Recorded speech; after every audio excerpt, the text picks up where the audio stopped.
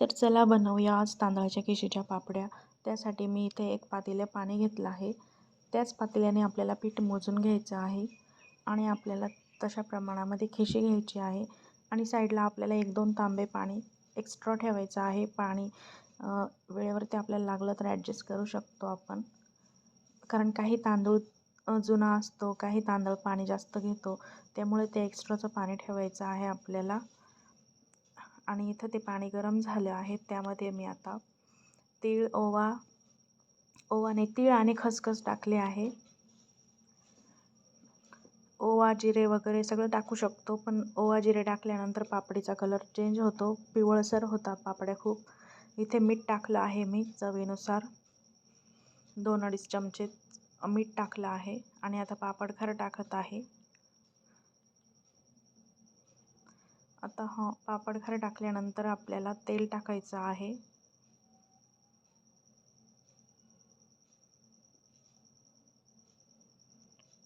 त्यानंतर 1 पळी तेल टाकलं आहे मी. आणि अशा प्रकारे ही खिशी आपल्याला हे पाणी उकळून घ्यायचं आहे आणि त्यामध्ये पीठ टाकून, आता हे चाळून घेतलेलं पीठ आहे 1 पातेलं, तर हे मी त्यामध्ये टाकते आहे. आणि आता लगेच ह्याच स्टेपला मी ते पीठ एकजीव करून घेणार आहे, कारण नंतर पिठाच्या गठोळ्या होतात आणि ते खिशी चांगली नाही होत. त्यासाठी आत्ताच त्या गाठी मोडून घ्यायच्या सर्व आणि पीठ पूर्ण एकजीव करून घ्यायचं. पूर्णपणे पीठ एकजीव करताना आपल्याला पाण्याची गरज भासलीच तर आपण पाणी वरतून, जे तापवलेलं पाणी आहे ते वरतून आपण टाकू शकतो, कारण काही वेळेस तांदूळ नवा जुना यावर हे पाण्याचं प्रमाण अवलंबून असतं. आणि रेशनचा वगैरे तांदूळ असला तरीही पाणी जास्त घेतो. पापड्या करण्यासाठी शक्यतो 1008 तांदूळ किंवा रेशनचा असा वापरला तरीही चालतो, घरगुती. अशा प्रकारे पूर्ण पीठ मी एकजीव करून त्याच्या गाठी मोडून, आणि आता ओला कपडा ठेवून, ओला ब्लाऊज पीसचा कपडा वगैरे असा त्यावरती, त्या पिठावरती असं झाकून ठेवायचं आणि 10-15 मिनिटे चांगली दणदणून वाफ घ्यायची आहे पिठाची. त्यामुळे काय होतं की आपल्या पापड्यांना तडे जात नाहीत आणि कच्ची नाही राहत खिशी. खिशी जर कच्ची राहिली तर पापड्या वाळवायला टाकल्यानंतर लगेच चिरता, मोडून जातात, तुकडे पडतात आणि त्या पापड्या चांगल्या नाही होत. त्यासाठी आपल्याला वाफ दणकून काढायची आहे. इथे फक्त पेशन्स ठेवा आणि चांगली व्यवस्थित वाफ शिजल्यानंतर मग ते पीठ आपण खिशीचं एका कॅरी बॅगमध्ये घेऊन मळून घ्यायचं आहे, कारण खूप गरम पीठ असतं ते. मग आपण असं कॅरी बॅगच्या मदतीने, म्हणजे कॅरी बॅगमध्ये टाकून ते पीठ चांगल्या प्रकारे एकजीव करू शकतो.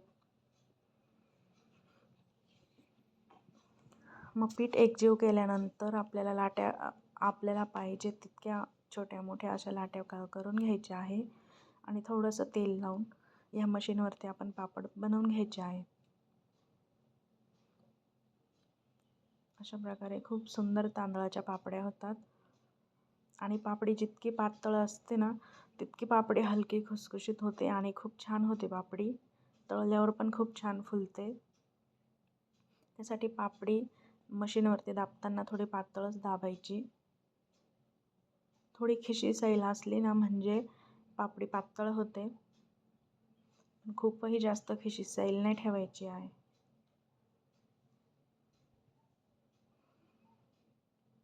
जशा वाफेच्या पापड्या असतात तशाच प्रकारे ह्या पापड्या होतात आणि सावलीतही सुकवता येतात, नंतर ऊन दाखवू शकतो आपण. आता हे पीठ खूप गरम आहे, त्यामुळे म्हणजे असं कॅरी बॅगमध्येच आपल्याला ते मळून घ्यायचं आहे. आणि हा स्पून आहे आपला मेजर कपमधला, जे आपण रेसिपीजचे मेजर कप असतात त्यातला हा स्पून आहे. याने मी अशा एक प्रकारचे एका साईडचेच गोळे बनवले आहे. त्यामुळे कसं होतं की पापडी पण एकाच प्रमाणामध्ये येते, छोट्या मोठ्या अशा होत नाही आणि छान होतात पापड्या. आणि तांदळाचं पीठ तयार करण्यासाठी मी तांदूळ स्वच्छ निवडून वगैरे स्वच्छ 4 पाण्याने धुतले तांदूळ आणि 1 रात्र संध्याकाळी मी भिजत घातले होते, तर ते दुसऱ्या दिवशी मी सकाळी स्वच्छ धुवून आणि मग परत ते सावलीमध्ये सुकवले. सावलीत सुकवल्यानंतर मी ते दळून आणले आणि मग त्या प्रकारे तशा पद्धतीने मग पीठ घेतलं आणि पापड्या बनवल्या. 3 दिवस पण भिजवतात तांदूळ, पण उन्हाळ्याची खूप जास्त उष्णतेचे दिवस आहे आणि काय होतं की तांदूळ जर जास्त भिजवले तर इडलीसारखा आंबूस वास येतो आणि दोन्ही टाईम तांदूळ धुवावं लागतात आणि गरमीमुळे ते जास्त लवकर आंबूस होण्याचं हे होतं. त्यामुळं एकच दिवस तांदूळ भिजवायचे. 3 दिवसही भिजवतात, पण मग त्यासाठी 2ही वेळेला पाणी बदलावं लागतं, तांदूळ धुवावं लागतात स्वच्छ. ते वाफेच्या पापड्यांसाठी असं पीठ तयार करतात आणि खिशीच्या पण साठी तसं पीठ आपण वापरू शकतो. आणि अशा सोप्यात सोपं मशीनवरती पापड दाबून घ्यायचे आणि जितका पातळ असेल ना तितकी पापडी खरंच खूप सुंदर होते. अशाच प्रकारे खिशी घेऊन नागलीच्या पण पापड्या आपण करतो, पण नागलीच्या पिठाची प्रोसेस थोडी मोठी असते, ते पीठ तयार करण्याची प्रोसेस.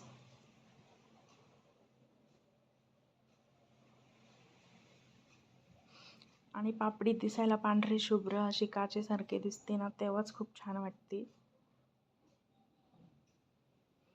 आणि ओवा जिरे टाकल्यानंतर पापडीचा कलर खूप असा पिवळसर डार्क कलर होतो. टेस्ट येते पण कलरला ती खूप हे दिसते आणि वर्षभर ठेवण्यासाठी तशा पापड्या मला तर नाही आवडत.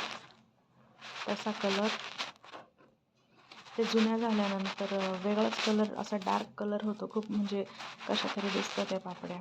आणि अशा पांढऱ्या शुभ्र असल्यावरती त्या खूप छान होतात आणि तशाच राहतात 2 वर्षही. फक्त यासाठी आपल्याला खूप जास्त तेल नाही वापरायचं आहे जेव्हा आपण मशीनवर पापड बनवतो तेव्हा, कारण त्यामुळं काय होतं, पापड असे आपण 1-2 वर्षाच्या वर ठेवले ना तर पापड खवट होतात ह्या पापड्या, कारण तेलाचा खवटपणा लागतो त्याला. त्यासाठी कमी तेल वापरायचं. आणि इथे मी तळून दाखवत आहे पापडी.